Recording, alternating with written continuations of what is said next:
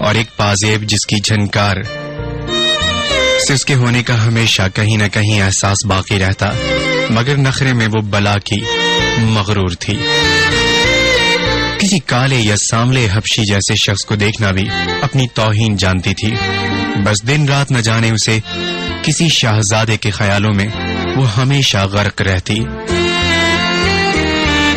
کبھی کبھی تو اسے اپنی ماں کی آواز بلکہ بہت قریب بیٹھے کسی بھی شخص کی آواز سنائی نہ دیتی۔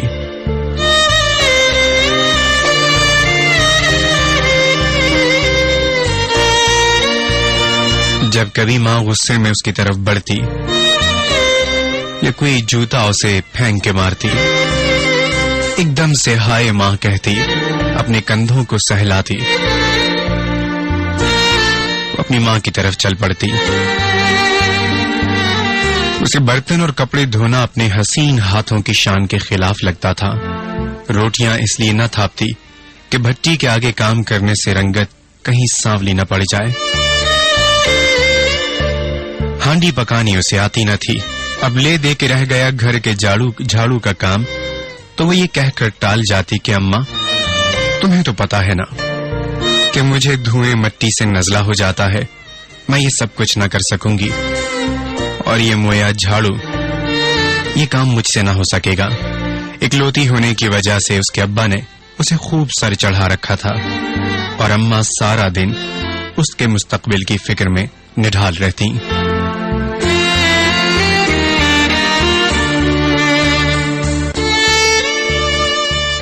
ماں نے بہت چاہا کہ اسے تعلیم پوری دلوائی جائے، 6 تک پڑھایا تھا، کچھ تو شعور آئے، پر رہی وہی جاہل بد دماغ لڑکی، بس ایک ہی کام بڑے سلیقے اور پابندی سے انجام دیتی، اور وہ تھا اس کے خواب دیکھنے کا کام۔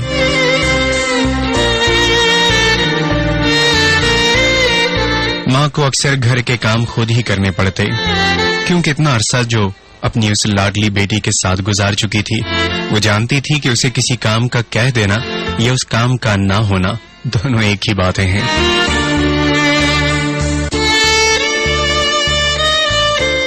لیکن اس عمر میں ماؤں کو گلے کیوں رہتے ہیں؟ یہی تو عمر ہوتی ہے خواب دیکھنے کی، کچھ سپنوں کو بننے کی۔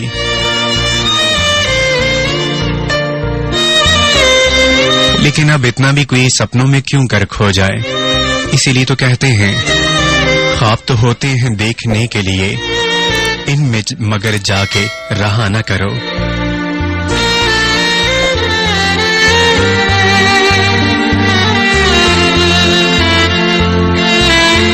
ماں نے ایک روز کپڑے دھوئے تو اپنی لاڈلی بیٹی سے یہ کہا کہ اسے جا کر ذرا چھت پہ تار پہ تو ذرا پھینکاؤ۔ کافی دیر ہو چکی لیکن بیٹی جی نیچے اتر کر نہ آئی، تو ماں نے جوتی ہاتھ میں تھامی اور سیدھی چھت پر چلی گئی۔ دیکھا تو مہارانی حسب معمول خوابوں میں گم ہے، اور بالٹی میں کپڑے جوں کے تون دھرے ہیں۔ ایک مرتبہ پھر ماں کی جوتی پڑنے پر ہائے اللہ کہتی نیچے کی طرف بھاگی۔ کچھ ایسا ہی حال رہتا اس پگلی کا۔ یہ تو تھا اس ماہتاب کی زندگی کا روزانہ کا معمول۔ پھر جب دور اس کے دوسرے گاؤں میں رہنے والے چچا نے اس کے لیے اپنے پیارے بیٹے دلیر علی کا رشتہ وہ لے کر اس کے گھر آئے، تو جہاں سارا خاندان خوش تھا وہیں ماہتاب بی بی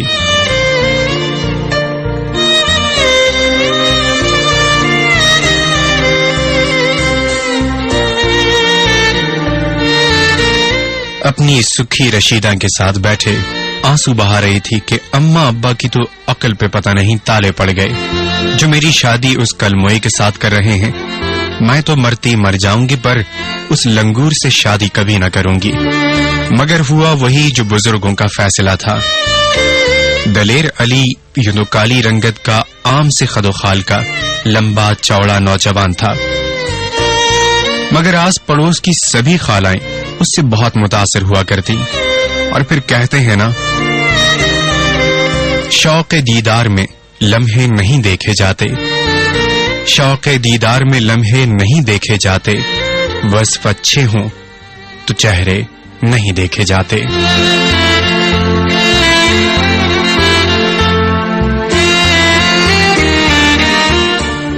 دلیر علی نے شہر جا کر میٹرک پاس کیا تھا، وہیں اخبار بیچ کر اپنی پڑھائی جاری رکھی. پہلے انٹر پھر بی کام کر کے وہیں ایک بینک میں ملازم ہو گیا. وہ اپنی 7 بہنوں کی ذمہ داری سے بخوبی واقف تھا، اس لیے وہاں جاب کرتا اور بہنوں کے جہیز کے لیے رقم ارسال کرتا رہتا. پھر شادی کے چند ماہ بعد اس نے ماہتاب کو بھی وہیں بلا لیا.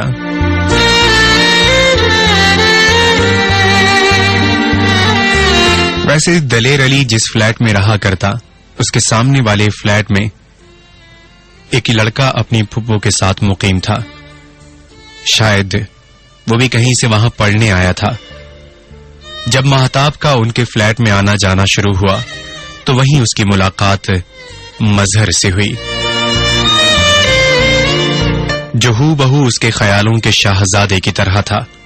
وہ پاگل لڑکی دل ہی دل میں اس کی چاہت کا دم بھرنے لگی اور اب بہانے تلاش کرتی رہتی کہ کسی طرح سے دلیر علی سے لڑا جائے. بدقسمتی سے وہ اب اس کا شوہر ہے. اسے جب کوئی بات سجھائی نہ دیتی، وہ پہروں بیٹھ کر یہ سوچا کرتی کہ آخر ایسی کون سی بات ہے جسے دلیر علی کو کچھ کہا جائے، اسے شدید غصہ آنے لگ جائے، بات کسی طرح سے خراب ہو اور اس کی اس منحوس سے جان چھوٹ جائے. جب کوئی بہانہ نہ ملتا تو ایک بہت تکلیف دینے والا بہانہ اسے یاد تھا. وہ دلیر علی کو اپنے خوبصورت اور دلیر علی کے بدصورت ہونے کے تانے دیا کرتی، جسے وہ بالکل برداشت نہ کر سکتا. نتیجہ کیا نکلا؟ وہی کہ دلیر علی نے اپنی کولیگ مونا سے شادی کر لی اور اسے ایک الگ گھر میں رکھا. مونا نے اسے معمولی سے گھر کو ایک خوبصورت گھر میں بدل دیا. گو کہ وہ ماہتاب کی طرح بہت حسین تو نہ تھی، مگر سلیقہ، شعور اور شوہر کی عزت کرنے والی بلند اخلاق کی لڑکی تھی.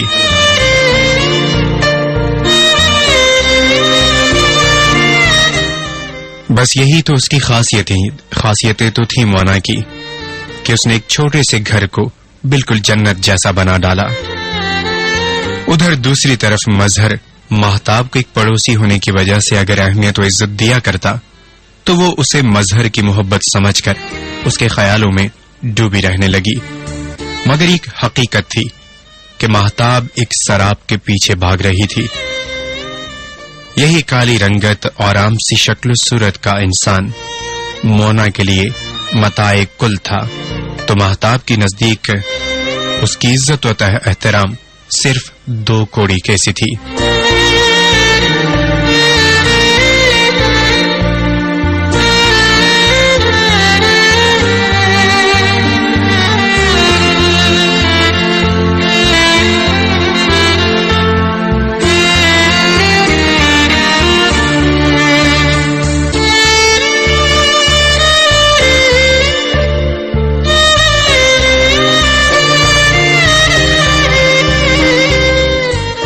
ماہتاب نے کئی بار دلیر علی کو برا بھلا اور نہایت سخت لفظوں سے نوازا، مگر ایک روز جب وہ کام سے تھکا گھر لوٹا اور ماہتاب سے نہ چاہتے ہوئے بھی ایک کپ چائے کی فرمائش کر بیٹھا تو ماہتاب نے ساری حدیں ہی توڑ ڈالی. اس کے منہ پر کہہ ڈالا کہ وہ پہلے دن سے ہی اس سے شدید نفرت کرتی ہے.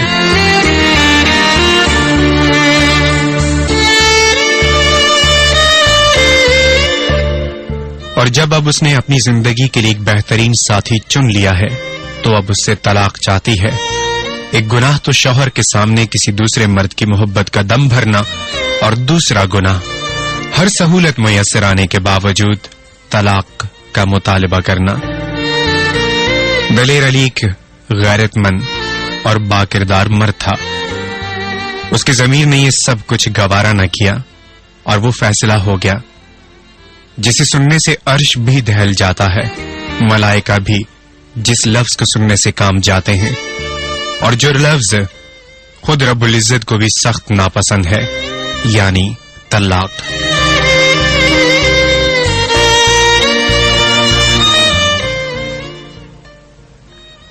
نہ چاہتے ہوئے بھی دلیر علی نے اسے چھوڑ دیا.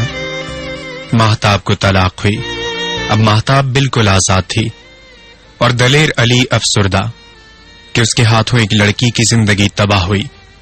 مگر قصور دلیر علی کا نہ تھا.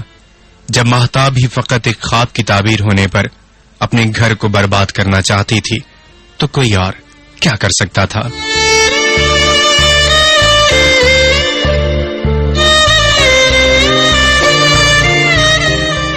دلیر علی نے جس دن اسے طلاق دی تو جاتے ہوئے اسے بس یہ کہہ گیا کہ چند دلوں میں کچھ نہ کچھ باقی رہ جاتا ہے، اور یقیناً اس کے دل میں بھی کچھ باقی بلکہ ہمیشہ کے لیے باقی رہ گیا.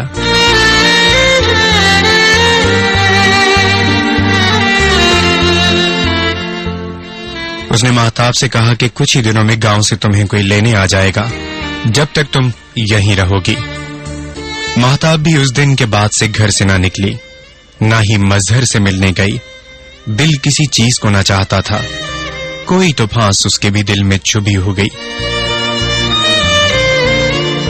اس بات کو چند ہی دن گزرے تھے کہ سامنے والی خالہ یعنی مظہر کی پھپھو مہتاب کے نہ آنے جانے پر شکوہ کرتی اس کے گھر جب آئی تو ساتھ میں ایک دعوت نامہ بھی لے کر آئی، اور وہ دعوت نامہ تھا مظہر کی شادی کا.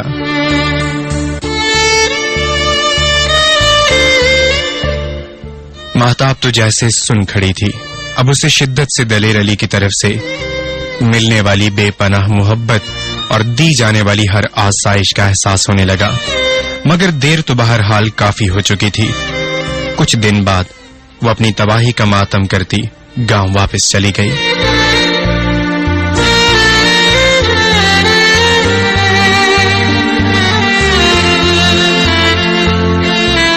دوسری طرف دلیر علی کی زندگی میں داخل ہونے والی دوسری عورت یعنی مونا نے نہ صرف اسے ذہنی سکون و آرام فراہم کیا بلکہ ہر قدم پر، ہر دکھ پریشانی میں اس کے ساتھ کھڑے ہو کر یہ ثابت کر دیا کہ مرد کی محبت ہی عورت کی زندگی کا اصل مقصد ہوتی ہے، چاہے پھر وہ مرد کتنا ہی کالا، کم شکل و صورت کا ہی کیوں نہ ہو. یہ بات نہ تھی کہ وہ خود بھی ایک عام سے خد و خال کی مالک تھی، بلکہ وہ دلیر علی کی طرف سے ملنے والی بے لوث اور بے پناہ محبت کو دیکھ چکی تو یہی سوچتی کہ اگر اتنا چاہنے والا اور خیال رکھنے والا ہم سفر ساتھ ہو تو انگاروں پہ چلنا بھی قبول رہتا ہے. یہ تو بس ہمارے دماغوں کا خلل ہوتا ہے کہ صورت کو سیرت پر فوقیت دیتے ہیں اور سپنوں میں ایسے کسی شخص کو چاہتے ہیں اور حقیقی دنیا سے کراہت سی محسوس ہوتی ہے. جس طرح ہر چمکنے والی چیز سونا نہیں ہوتی، بالکل اسی طرح ہر خوبصورت نظر آنے والا چہرہ کسی دیوتا یا پری کا کبھی نہیں ہوتا.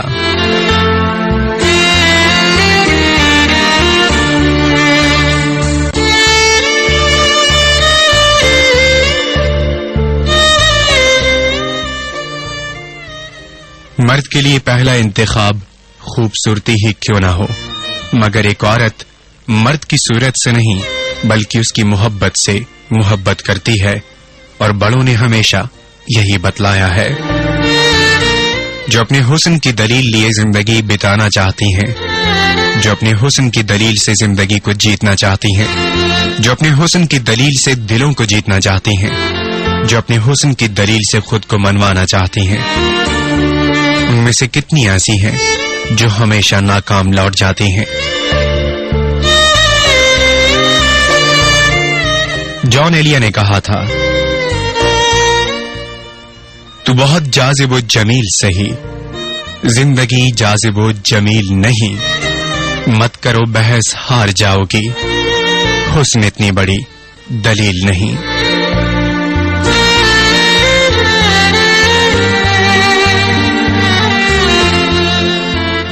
مت کرو بحث ہار جاؤ گی، حسن اتنی بڑی دلیل نہیں. ایک گھر بنا، ایک رشتہ جڑا، اور پھر وہ وقت بھی آیا کہ وہ رشتہ ٹوٹ گیا. دو لوگوں نے مل کر جو قافلہ بنایا تھا جس میں کچھ خواب تھے، کچھ خواہشات تھیں، کچھ سپنے تھے، وہ سب کچھ ٹوٹ گیا۔ نہ کہیں وہ مان رہا، نہ کہیں وہ محبت رہی۔ ایک راستے سے پھر دو راستے بن گئے، اور ایک ہی راستے کے مسافر دو الگ الگ راستوں پر چل پڑے۔ اور ایک پازیب جس کی جھنکار سے اس کے ہونے کا ہمیشہ کہیں نہ کہیں احساس باقی رہتا، مگر نخرے میں وہ بلا کی مغرور تھی۔ کسی کالے یا ساملے حبشی جیسے شخص کو دیکھنا بھی اپنی توہین جانتی تھی۔ بس دن رات نہ جانے اسے کسی شاہزادے کے خیالوں میں وہ ہمیشہ غرق رہتی۔ کبھی کبھی تو اسے اپنی ماں کی آواز، بلکہ بہت قریب بیٹھے کسی بھی شخص کی آواز سنائی نہ دیتی۔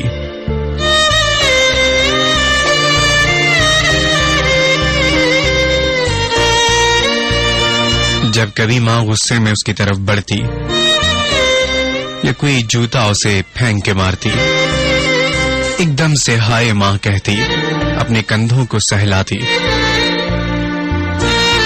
اپنی ماں کی طرف چل پڑتی۔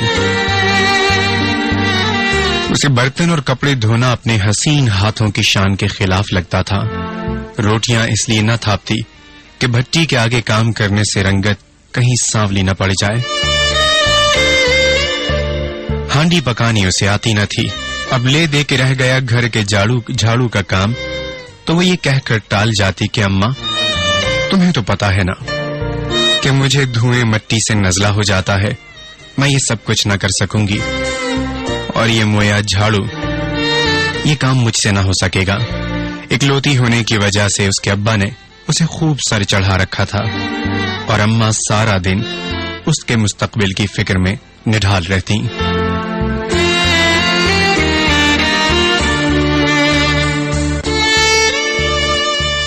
ماں نے بہت چاہا کہ اسے تعلیم پوری دلوائی جائے، چھٹی تک پڑھایا تھا، کچھ تو شعور آئے، پر رہی وہی جاہل بد دماغ لڑکی، بس ایک ہی کام بڑے سلیقے اور پابندی سے انجام دیتی، اور وہ تھا اس کے خواب دیکھنے کا کام۔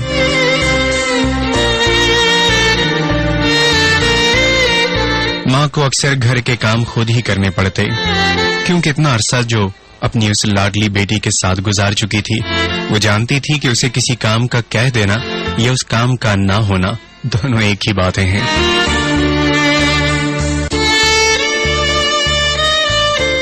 لیکن اس عمر میں ماؤں کو گلے کیوں رہتے ہیں؟ یہی تو عمر ہوتی ہے خواب دیکھنے کی، کچھ سپنوں کو بننے کی۔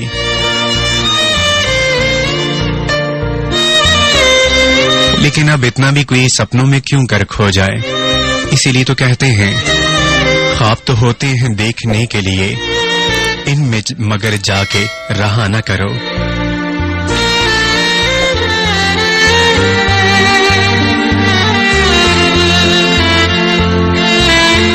ماں نے ایک روز کپڑے دھوئے تو اپنی لاڈلی بیٹی سے یہ کہا کہ اسے جا کر ذرا چھت پہ تار پہ تو ذرا پھینکاؤ۔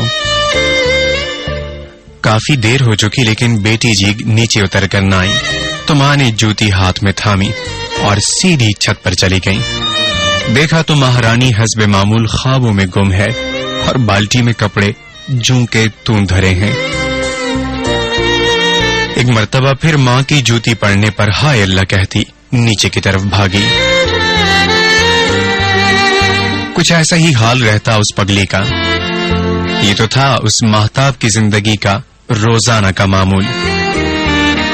پھر جب دور اس کے دوسرے گاؤں میں رہنے والے چچا نے اس کے لیے اپنے پیارے بیٹے دلیر علی کا رشتہ وہ لے کر اس کے گھر آئے، تو جہاں سارا خاندان خوش تھا، وہیں ماہتاب بی بی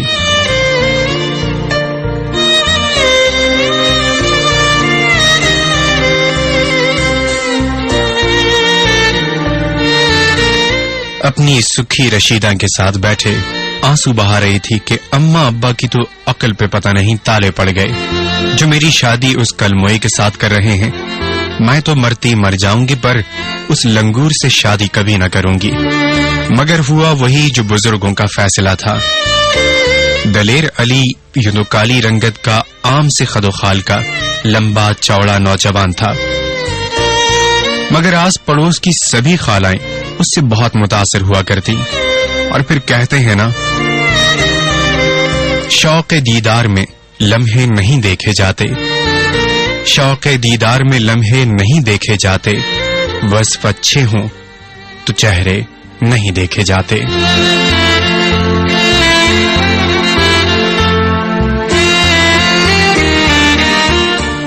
دلیر علی نے شہر جا کر میٹرک پاس کیا تھا، وہیں اخبار بیچ کر اپنی پڑھائی جاری رکھی، پہلے انٹر پھر بی کام کر کے وہیں ایک بینک میں ملازم ہو گیا۔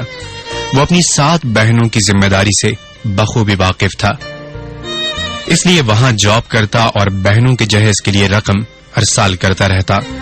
پھر شادی کے چند ماہ بعد اس نے ماہتاب کو بھی وہیں بلا لیا۔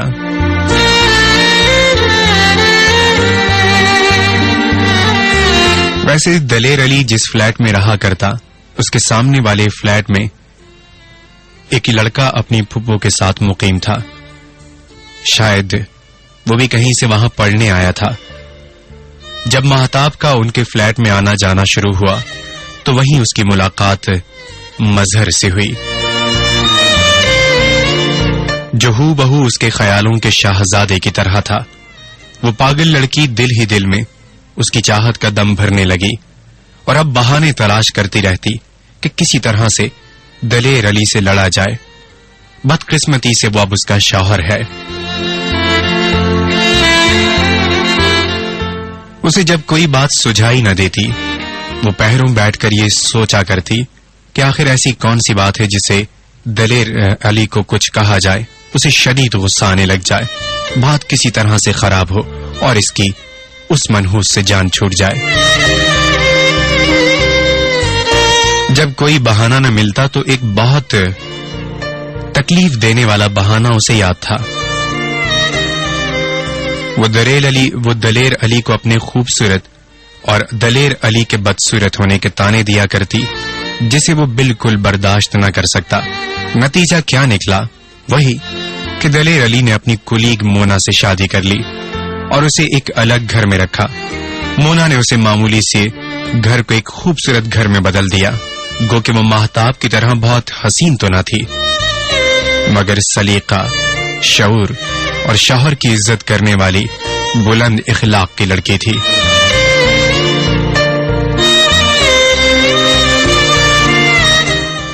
بس یہی تو اس کی خاصیتیں تو تھی مونا کی کہ اس نے ایک چھوٹے سے گھر کو بالکل جنت جیسا بنا ڈالا۔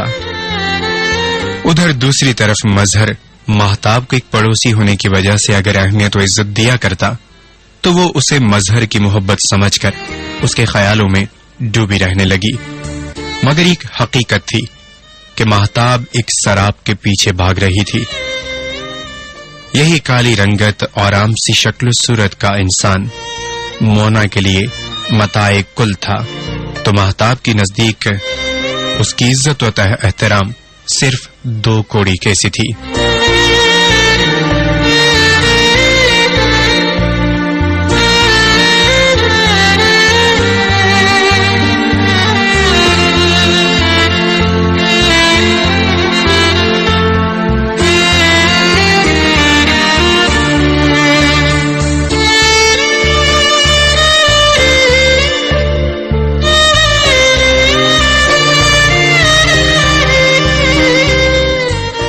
ماہتاب نے کئی بار دلیر علی کو برا بھلا اور نہایت سخت لفظوں سے نوازا، مگر ایک روز جب وہ کام سے تھکا گھر لوٹا اور ماہتاب سے نہ چاہتے ہوئے بھی ایک کپ چائے کی فرمائش کر بیٹھا تو ماہتاب نے ساری حدیں ہی توڑ ڈالی۔ اس کے منہ پر کہہ ڈالا کہ وہ پہلے دن سے ہی اس سے شدید نفرت کرتی ہے۔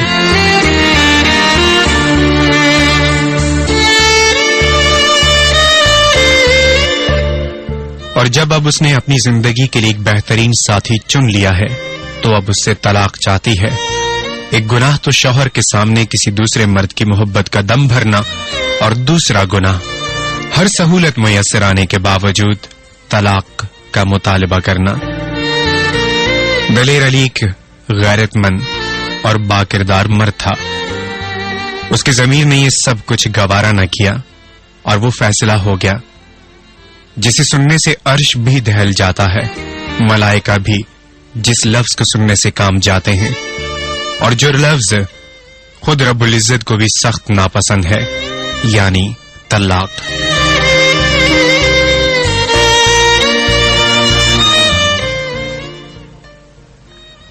न चाहते हुए भी दलेर अली ने उसे छोड़ दिया। महताब को तलाक हुई। अब महताब बिल्कुल आजाद थी और दलेर अली अफसुर्दा कि उसके हाथों एक लड़की की जिंदगी तबाह हुई। मगर कसूर दलेर अली का न था। जब महताब ही फकत एक ख्वाब की ताबीर होने पर अपने घर को बर्बाद करना चाहती थी, तो कोई और क्या कर सकता था।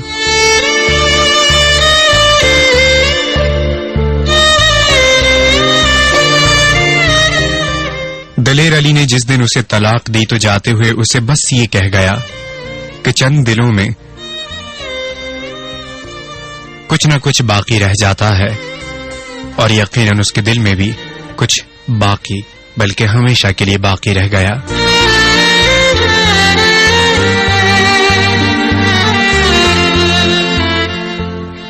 उसने महताब से कहा कि कुछ ही दिनों में गांव से तुम्हें कोई लेने आ जाएगा, जब तक तुम यहीं रहोगी।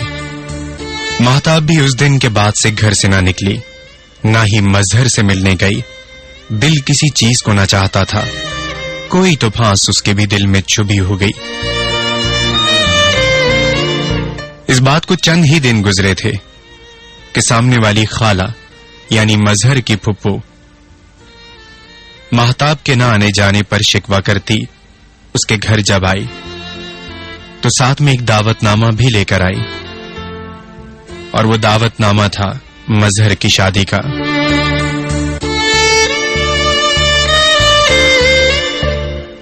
महताब तो जैसे सुन खड़ी थी। अब उसे शिद्दत से दलेर अली की तरफ से मिलने वाली बेपनाह मोहब्बत और दी जाने वाली हर आसाइश का एहसास होने लगा। मगर देर तो बहरहाल काफी हो चुकी थी।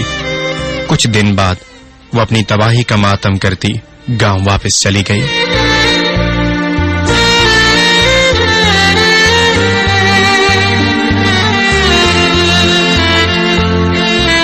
दूसरी तरफ दलेर अली की जिंदगी में दाखिल होने वाली दूसरी औरत यानी मोना ने न सिर्फ उसे ज़हनी सुकून और आराम फराहम किया, बल्कि हर कदम पर, हर दुख परेशानी में उसके साथ खड़े होकर ये साबित कर दिया कि मर्द की मोहब्बत ही औरत की जिंदगी का असल मकसद होती है, चाहे फिर वो मर्द कितना ही काला, कम शक्ल सूरत का ही क्यों ना हो। ये बात न थी कि वो खुद भी एक आम से खदोखाल की मालिक थी, बल्कि वो दलेर अली की तरफ से मिलने वाली बेलौस और बेपनाह मोहब्बत को देख चुकी, तो यही सोचती कि अगर इतना चाहने वाला और ख्याल रखने वाला हम सफर साथ हो तो अंगारों पे चलना भी कबूल रहता है। ये तो बस हमारे दिमागों का खलल होता है कि सूरत को सीरत पर फौकियत देते हैं और सपनों में ऐसे किसी शख्स को चाहते हैं और हकीकी दुनिया से कराहत सी महसूस होती है। जिस तरह हर चमकने वाली चीज सोना नहीं होती, बिल्कुल उसी तरह हर खूबसूरत नजर आने वाला चेहरा किसी देवता या परी का कभी नहीं होता।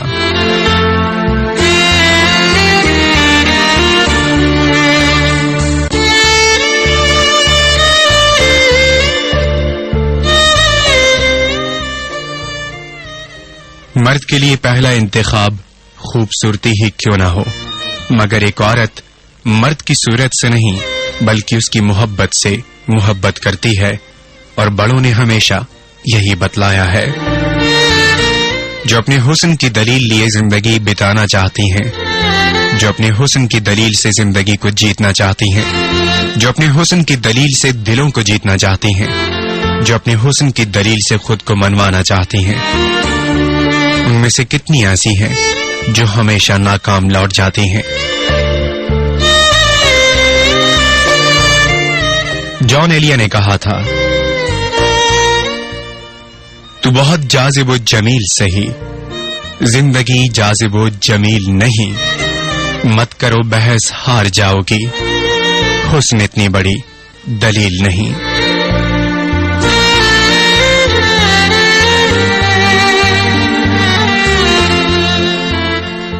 کرو بحث ہار جاؤ گی، حسن اتنی بڑی دلیل نہیں۔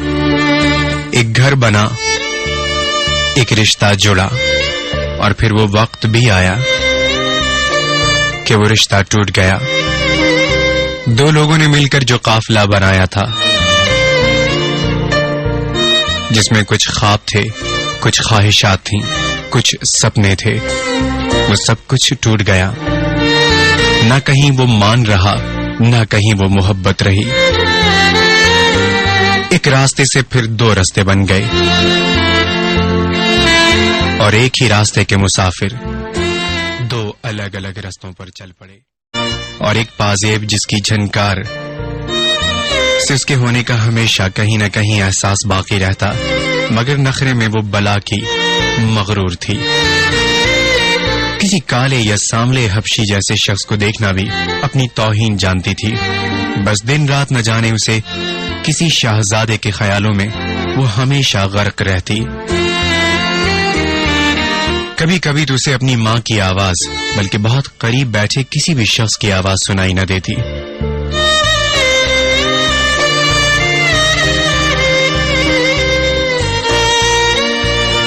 جب کبھی ماں غصے میں اس کی طرف بڑھتی یا کوئی جوتا اسے پھینک کے مارتی، ایک دم سے ہائے ماں کہتی، اپنے کندھوں کو سہلاتی،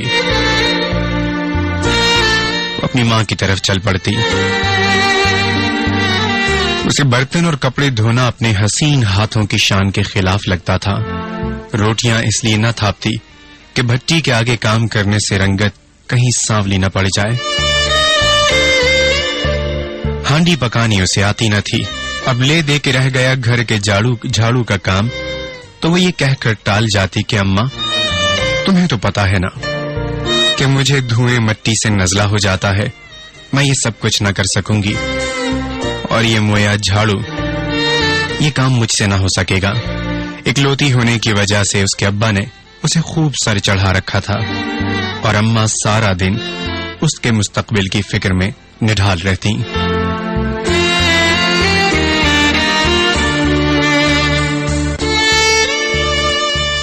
ماں نے بہت چاہا کہ اسے تعلیم پوری دلوائی جائے، 6ٹھی تک پڑھایا تھا، کچھ تو شعور آئے، پر رہی وہی جاہل بد دماغ لڑکی، بس ایک ہی کام بڑے سلیقے اور پابندی سے انجام دیتی، اور وہ تھا اس کے خواب دیکھنے کا کام۔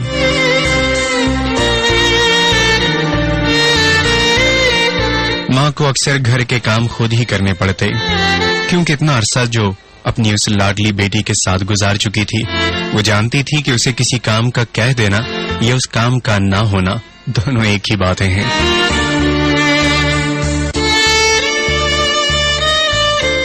لیکن اس عمر میں ماؤں کو گلے کیوں رہتے ہیں؟ یہی تو عمر ہوتی ہے خواب دیکھنے کی، کچھ سپنوں کو بننے کی۔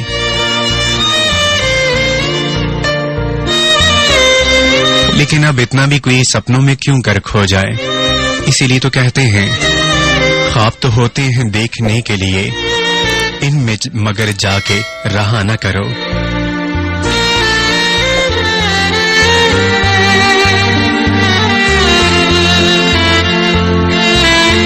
ماں نے ایک روز کپڑے دھوئے تو اپنی لاڈلی بیٹی سے یہ کہا کہ اسے جا کر ذرا چھت پہ تار پہ تو ذرا پھینکاؤ۔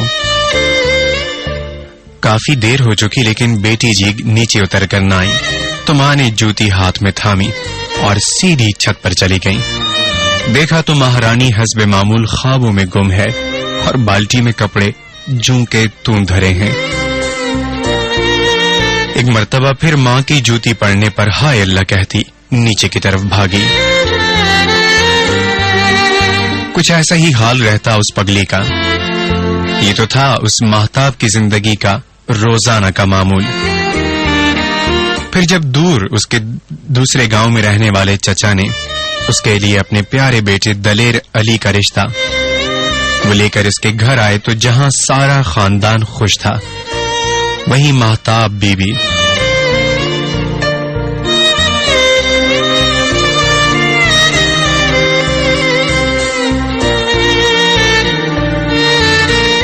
اپنی سکھی رشیدہ کے ساتھ بیٹھے आंसू बहा रही थी कि अम्मा अब्बा की तो अक्ल पे पता नहीं ताले पड़ गए। जो मेरी शादी उस कलमोई के साथ कर रहे हैं, मैं तो मरती मर जाऊंगी पर उस लंगूर से शादी कभी न करूंगी। मगर हुआ वही जो बुजुर्गों का फैसला था। दलेर अली यूं तो काली रंगत का आम से खदोखाल का लंबा चौड़ा नौजवान था, मगर आस पड़ोस की सभी खालाएं उससे बहुत मुतासिर हुआ करती। और फिर कहते हैं ना, शौक़ दीदार में लम्हे नहीं देखे जाते, शौक़ दीदार में लम्हे नहीं देखे जाते, वस्फ़ अच्छे हों तो चेहरे नहीं देखे जाते।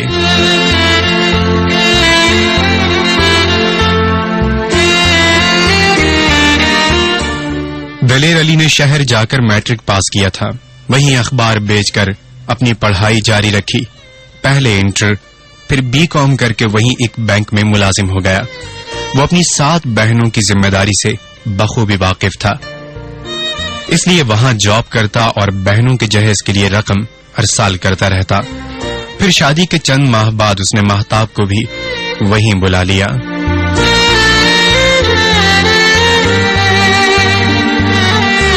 वैसे दलेर अली जिस फ्लैट में रहा करता, उसके सामने वाले फ्लैट में एक लड़का अपनी फुप्पो के साथ मुकीम था। शायद वो भी कहीं से वहां पढ़ने आया था।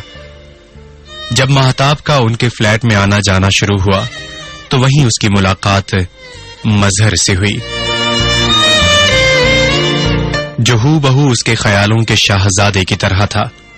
वो पागल लड़की दिल ही दिल में उसकी चाहत का दम भरने लगी और अब बहाने तलाश करती रहती कि किसी तरह से दलेर अली से लड़ा जाए।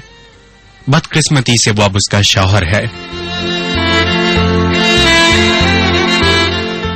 उसे जब कोई बात सुझाई न देती, वो पहरों बैठकर ये सोचा करती कि आखिर ऐसी कौन सी बात है जिसे दलेर अली को कुछ कहा जाए, उसे शदीद गुस्सा आने लग जाए, बात किसी तरह से खराब हो और इसकी उस मनहूस से जान छूट जाए। जब कोई बहाना न मिलता तो एक बहुत तकलीफ देने वाला बहाना उसे याद था।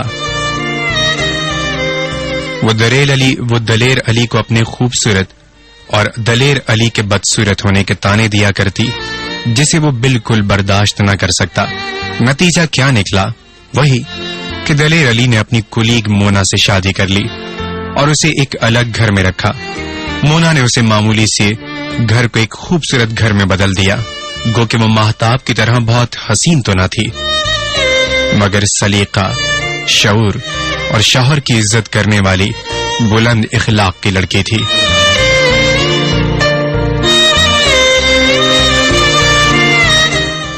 बस यही तो उसकी खासियतें तो थी मोना की कि उसने एक छोटे से घर को बिल्कुल जन्नत जैसा बना डाला। उधर दूसरी तरफ मजहर महताब को एक पड़ोसी होने की वजह से अगर अहमियत और इज्जत दिया करता तो वो उसे मजहर की मोहब्बत समझकर उसके ख्यालों में डूबी रहने लगी। मगर एक हकीकत थी कि महताब एक शराब के पीछे भाग रही थी। यही काली रंगत और आम सी शक्ल सूरत का इंसान मोना के लिए मताए कुल था, तो महताब की नजदीक उसकी इज्जत और एहतराम सिर्फ 2 कौड़ी कैसी थी।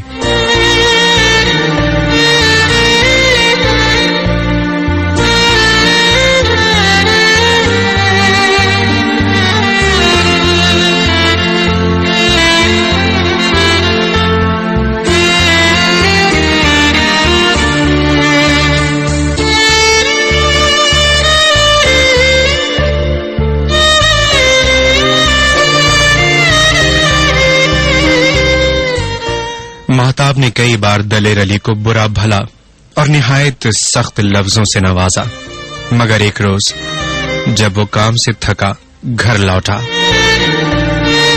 और महताब से न चाहते हुए भी एक कप चाय की फरमाइश कर बैठा, तो महताब ने सारी हदें ही तोड़ डाली।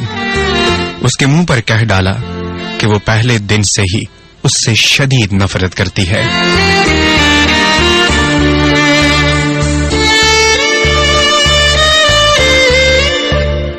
और जब अब उसने अपनी जिंदगी के लिए एक बेहतरीन साथी चुन लिया है تو اب اس سے طلاق چاہتی ہے۔ ایک گناہ تو شوہر کے سامنے کسی دوسرے مرد کی محبت کا دم بھرنا، اور دوسرا گناہ ہر سہولت میسر آنے کے باوجود طلاق کا مطالبہ کرنا۔ دلیر علی ایک غیرت مند اور باکردار مرد تھا۔ اس کی ضمیر نے یہ سب کچھ گوارا نہ کیا، اور وہ فیصلہ ہو گیا جسے سننے سے عرش بھی دہل جاتا ہے، ملائکہ بھی جس لفظ کو سننے سے کام جاتے ہیں، اور جو لفظ خود رب العزت کو بھی سخت ناپسند ہے، یعنی طلاق۔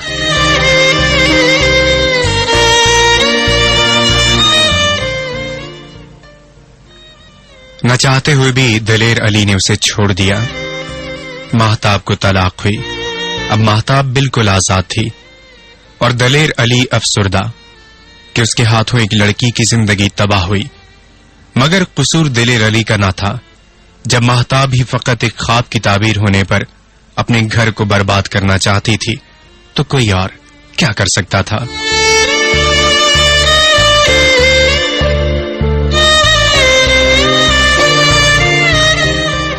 دلیر علی نے جس دن اسے طلاق دی تو جاتے ہوئے اسے بس یہ کہہ گیا کہ چند دلوں میں کچھ نہ کچھ باقی رہ جاتا ہے، اور یقیناً اس کے دل میں بھی کچھ باقی بلکہ ہمیشہ کے لیے باقی رہ گیا۔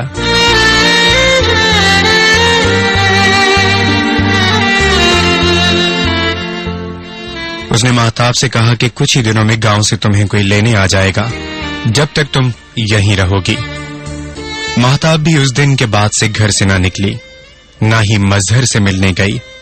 دل کسی چیز کو نہ چاہتا تھا، کوئی تو پھانس اس کے بھی دل میں چبھی ہو گئی۔ اس بات کو چند ہی دن گزرے تھے کہ سامنے والی خالہ یعنی مظہر کی پھپھو ماہتاب کے نہ آنے جانے پر شکوہ کرتی اس کے گھر جب آئی تو ساتھ میں ایک دعوت نامہ بھی لے کر آئی، اور وہ دعوت نامہ تھا مظہر کی شادی کا۔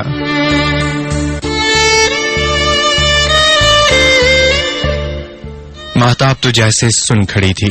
اب اسے شدت سے دلیر علی کی طرف سے ملنے والی بے پناہ محبت اور دی جانے والی ہر آسائش کا احساس ہونے لگا، مگر دیر تو بہرحال کافی ہو چکی تھی۔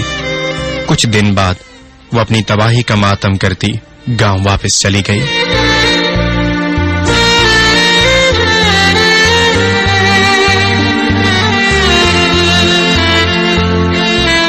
دوسری طرف دلیر علی کی زندگی میں داخل ہونے والی دوسری عورت یعنی مونا نے نہ صرف اسے ذہنی سکون و آرام فراہم کیا، بلکہ ہر قدم پر، ہر دکھ پریشانی میں اس کے ساتھ کھڑے ہو کر یہ ثابت کر دیا کہ مرد کی محبت ہی عورت کی زندگی کا اصل مقصد ہوتی ہے، چاہے پھر وہ مرد کتنا ہی کالا، کم شکل و صورت کا ہی کیوں نہ ہو۔ یہ بات نہ تھی کہ وہ خود بھی ایک عام سے خد و خال کی مالک تھی، بلکہ وہ دلیر علی کی طرف سے ملنے والی بے لوث اور بے پناہ محبت کو دیکھ چکی، تو یہی سوچتی کہ اگر اتنا چاہنے والا اور خیال رکھنے والا ہم سفر ساتھ ہو تو انگاروں پہ چلنا بھی قبول رہتا ہے۔ یہ تو بس ہمارے دماغوں کا خلل ہوتا ہے کہ صورت کو سیرت پر فوقیت دیتے ہیں اور سپنوں میں ایسے کسی شخص کو چاہتے ہیں، اور حقیقی دنیا سے کراہت سی محسوس ہوتی ہے۔ جس طرح ہر چمکنے والی چیز سونا نہیں ہوتی، بالکل اسی طرح ہر خوبصورت نظر آنے والا چہرہ کسی دیوتا یا پری کا کبھی نہیں ہوتا۔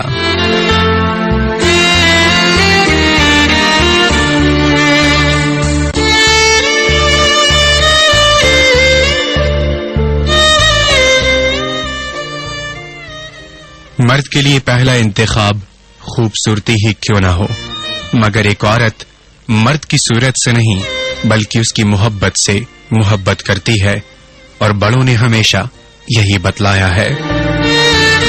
جو اپنے حسن کی دلیل لیے زندگی بتانا چاہتی ہیں، جو اپنے حسن کی دلیل سے زندگی کو جیتنا چاہتی ہیں، جو اپنے حسن کی دلیل سے دلوں کو جیتنا چاہتی ہیں، جو اپنے حسن کی دلیل سے خود کو منوانا چاہتی ہیں، ان میں سے کتنی ایسی ہیں جو ہمیشہ ناکام لوٹ جاتی ہیں۔ جان ایلیا نے کہا تھا، تو بہت جاذب و جمیل سہی، زندگی جاذب و جمیل نہیں، مت کرو بحث ہار جاؤ گی، حسن اتنی بڑی دلیل نہیں۔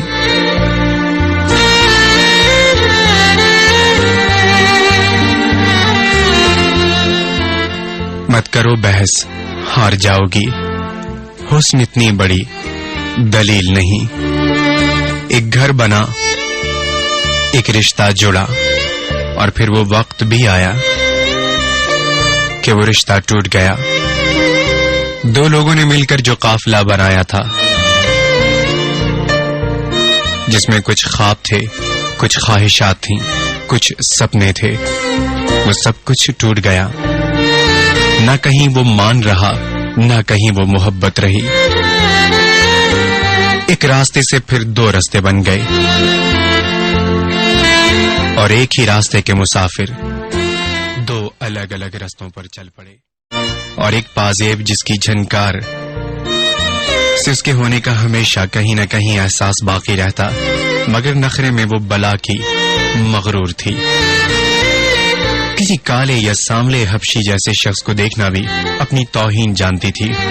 بس دن رات نہ جانے اسے کسی شاہزادے کے خیالوں میں وہ ہمیشہ غرق رہتی۔ کبھی کبھی تو اسے اپنی ماں کی آواز، بلکہ بہت قریب بیٹھے کسی بھی شخص کی آواز سنائی نہ دیتی۔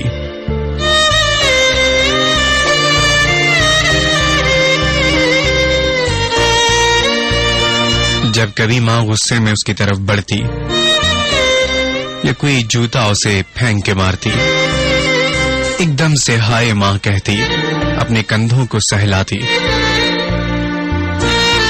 اپنی ماں کی طرف چل پڑتی۔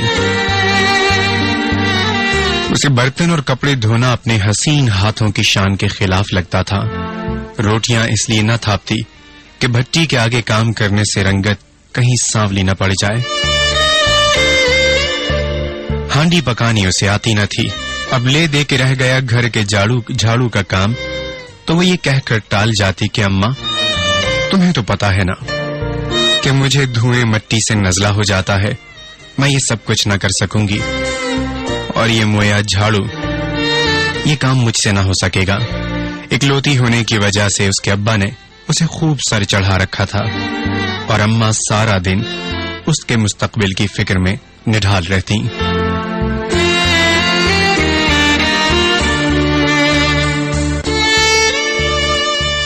ماں نے بہت چاہا کہ اسے تعلیم پوری دلوائی جائے، 6 تک پڑھایا تھا، کچھ تو شعور آئے، پر رہی وہی جاہل بد دماغ لڑکی، بس ایک ہی کام بڑے سلیقے اور پابندی سے انجام دیتی، اور وہ تھا اس کے خواب دیکھنے کا کام۔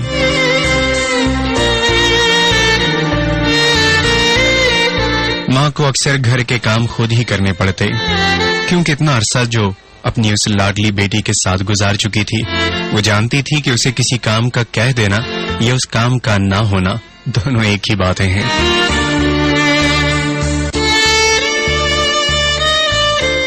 لیکن اس عمر میں ماؤں کو گلے کیوں رہتے ہیں؟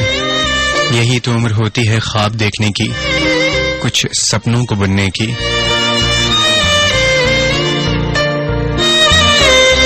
لیکن اب اتنا بھی کوئی سپنوں میں کیوں کر کھو جائے؟ اسی لیے تو کہتے ہیں خواب تو ہوتے ہیں دیکھنے کے لیے، ان میں مگر جا کے رہا نہ کرو۔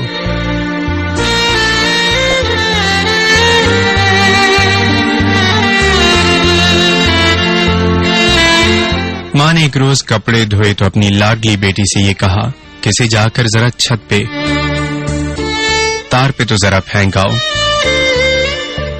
کافی دیر ہو چکی، لیکن بیٹی جی نیچے اتر کر نہ آئی، تو ماں نے جوتی ہاتھ میں تھامی اور سیدھی چھت پر چلی گئی۔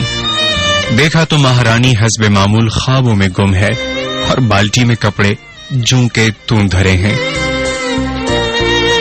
ایک مرتبہ پھر ماں کی جوتی پڑنے پر ہائے اللہ کہتی نیچے کی طرف بھاگی۔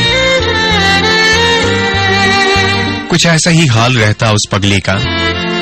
یہ تو تھا اس ماہتاب کی زندگی کا روزانہ کا معمول۔ پھر جب دور اس کے دوسرے گاؤں میں رہنے والے چچا نے اس کے لیے اپنے پیارے بیٹے دلیر علی کا رشتہ وہ لے کر اس کے گھر آئے تو جہاں سارا خاندان خوش تھا وہیں مہتاب بی بی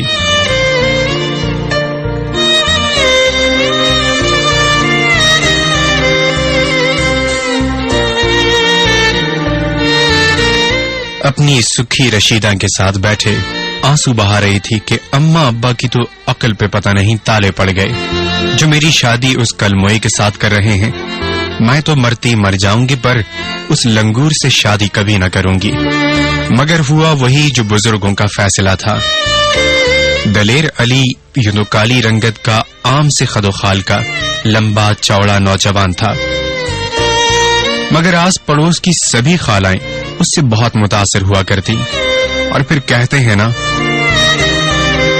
شوق دیدار میں لمحے نہیں دیکھے جاتے شوق دیدار میں لمحے نہیں دیکھے جاتے وصف اچھے ہوں تو چہرے نہیں دیکھے جاتے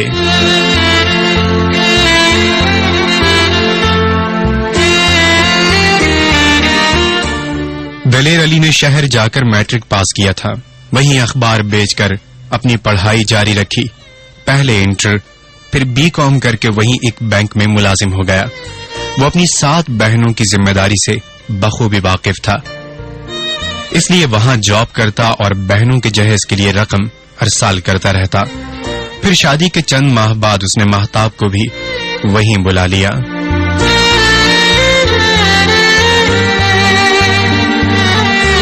ویسے دلیر علی جس فلیٹ میں رہا کرتا اس کے سامنے والے فلیٹ میں ایک لڑکا اپنی پھپھو کے ساتھ مقیم تھا شاید وہ بھی کہیں سے وہاں پڑھنے آیا تھا جب مہتاب کا ان کے فلیٹ میں آنا جانا شروع ہوا تو وہیں اس کی ملاقات مظہر سے ہوئی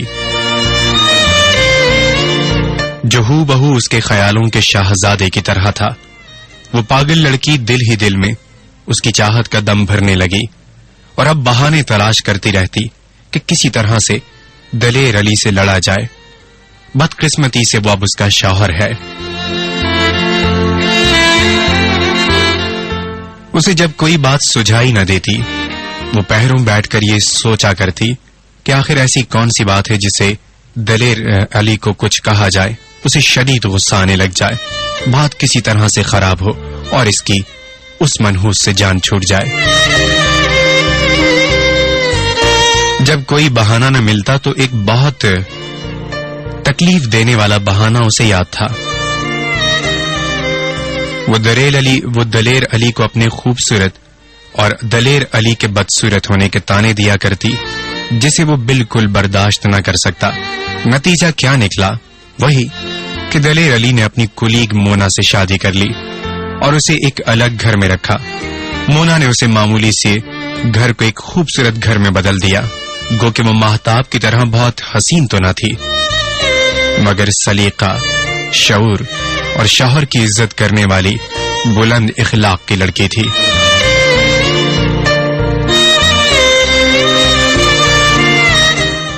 بس یہی تو اس کی خاصیتیں تو تھی مونا کی کہ اس نے ایک چھوٹے سے گھر کو بالکل جنت جیسا بنا ڈالا ادھر دوسری طرف مظہر مہتاب کو ایک پڑوسی ہونے کی وجہ سے اگر اہمیت و عزت دیا کرتا تو وہ اسے مظہر کی محبت سمجھ کر اس کے خیالوں میں ڈوبی رہنے لگی مگر ایک حقیقت تھی کہ مہتاب ایک سراب کے پیچھے بھاگ رہی تھی یہی کالی رنگت اور عام سی شکل و صورت کا انسان مونا کے لیے متاع کل تھا تو مہتاب کی نزدیک اس کی عزت و احترام صرف 2 کوڑی کیسی تھی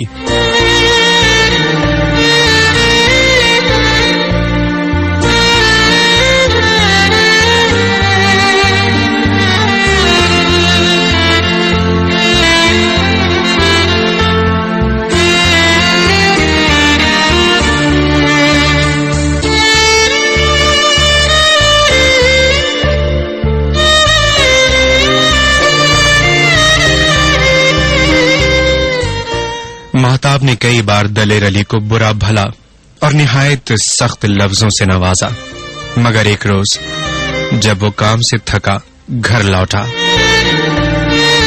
اور مہتاب سے نہ چاہتے ہوئے بھی ایک کپ چائے کی فرمائش کر بیٹھا تو مہتاب نے ساری حدیں ہی توڑ ڈالی. اس کے منہ پر کہہ ڈالا کہ وہ پہلے دن سے ہی اس سے شدید نفرت کرتی ہے.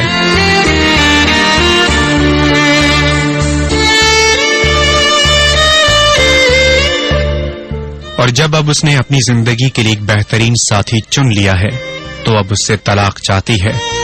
ایک گناہ تو شوہر کے سامنے کسی دوسرے مرد کی محبت کا دم بھرنا، اور دوسرا گناہ ہر سہولت میسر آنے کے باوجود طلاق کا مطالبہ کرنا. دلیر علی ایک غیرت مند اور باکردار مرد تھا.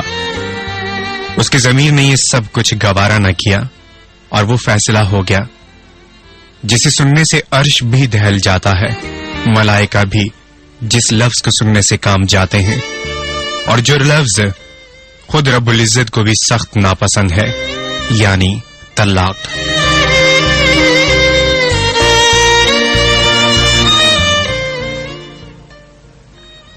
نہ چاہتے ہوئے بھی دلیر علی نے اسے چھوڑ دیا. مہتاب کو طلاق ہوئی. اب مہتاب بالکل آزاد تھی اور دلیر علی افسردہ کہ اس کے ہاتھوں ایک لڑکی کی زندگی تباہ ہوئی. مگر قصور دلیر علی کا نہ تھا.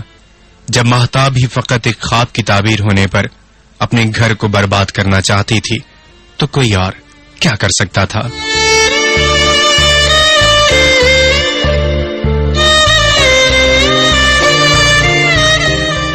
دلیر علی نے جس دن اسے طلاق دی تو جاتے ہوئے اسے بس یہ کہہ گیا کہ چند دلوں میں کچھ نہ کچھ باقی رہ جاتا ہے، اور یقیناً اس کے دل میں بھی کچھ باقی بلکہ ہمیشہ کے لیے باقی رہ گیا.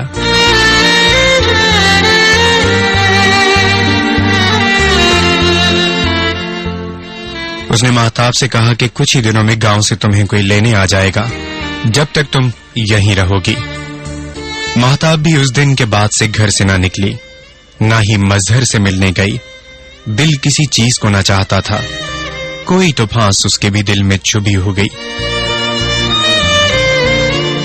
اس بات کو چند ہی دن گزرے تھے کہ سامنے والی خالہ یعنی مظہر کی پھپھو مہتاب کے نہ آنے جانے پر شکوہ کرتی اس کے گھر جب آئی تو ساتھ میں ایک دعوت نامہ بھی لے کر آئی، اور وہ دعوت نامہ تھا مظہر کی شادی کا.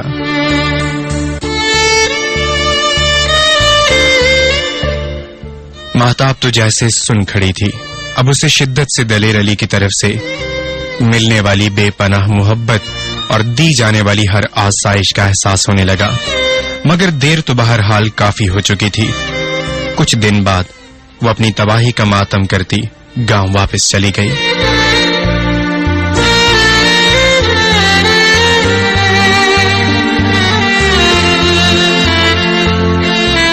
دوسری طرف دلیر علی کی زندگی میں داخل ہونے والی دوسری عورت یعنی مونا نے نہ صرف اسے ذہنی سکون و آرام فراہم کیا بلکہ ہر قدم پر، ہر دکھ پریشانی میں اس کے ساتھ کھڑے ہو کر یہ ثابت کر دیا کہ مرد کی محبت ہی عورت کی زندگی کا اصل مقصد ہوتی ہے، چاہے پھر وہ مرد کتنا ہی کالا، کم شکل و صورت کا ہی کیوں نہ ہو. یہ بات نہ تھی کہ وہ خود بھی ایک عام سے خد و خال کی مالک تھی، بلکہ وہ دلیر علی کی طرف سے ملنے والی بے لوث اور بے پناہ محبت کو دیکھ چکی تو یہی سوچتی کہ اگر اتنا چاہنے والا اور خیال رکھنے والا ہم سفر ساتھ ہو تو انگاروں پہ چلنا بھی قبول رہتا ہے. یہ تو بس ہمارے دماغوں کا خلل ہوتا ہے کہ صورت کو سیرت پر فوقیت دیتے ہیں اور سپنوں میں ایسے کسی شخص کو چاہتے ہیں اور حقیقی دنیا سے کراہت سی محسوس ہوتی ہے. جس طرح ہر چمکنے والی چیز سونا نہیں ہوتی، بالکل اسی طرح ہر خوبصورت نظر آنے والا چہرہ کسی دیوتا یا پری کا کبھی نہیں ہوتا.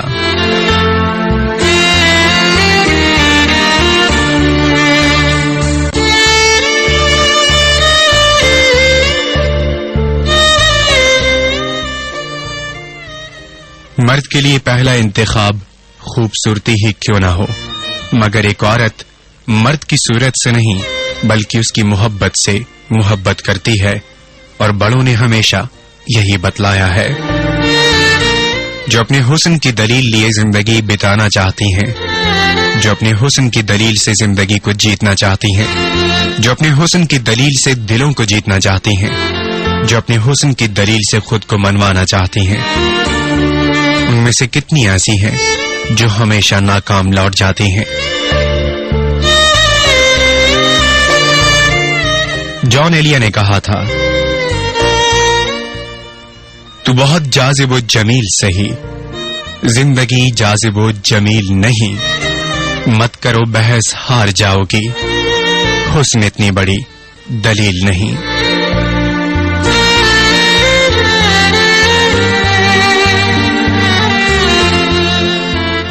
मत करो बहस हार जाओगी, हुस्न इतनी बड़ी दलील नहीं। एक घर बना, एक रिश्ता जुड़ा, और फिर वो वक्त भी आया कि वो रिश्ता टूट गया।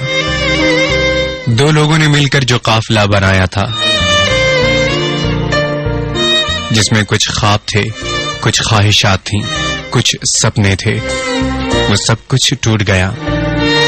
ना कहीं वो मान रहा, ना कहीं वो मोहब्बत रही। एक रास्ते से फिर दो रास्ते बन गए, और एक ही रास्ते के मुसाफिर